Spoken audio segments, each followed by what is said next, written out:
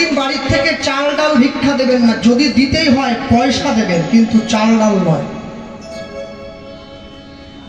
আর দ্বাদশীর দিন যদি কোনো ভুলক্রমেও বাড়িতে ভিক্ষুক এসে যায়, ভিক্ষা না দিয়ে যদি পারেন তাকে বসিয়ে যদি এক পেট সেবা করিয়ে দিতে পারেন না, আপনার সব কাজ পূর্ণ হয়ে গেল।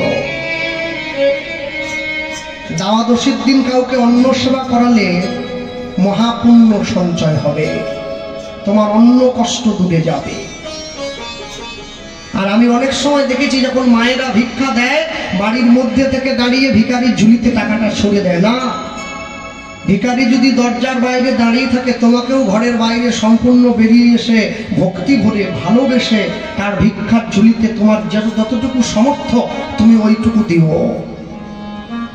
মনে রেখো, ভগবান কোনোদিন কারো কাছে ঋণী থাকে না। তুমি যতটা দিচ্ছ তুমি ঠিক ফিরে পেয়ে যাবে।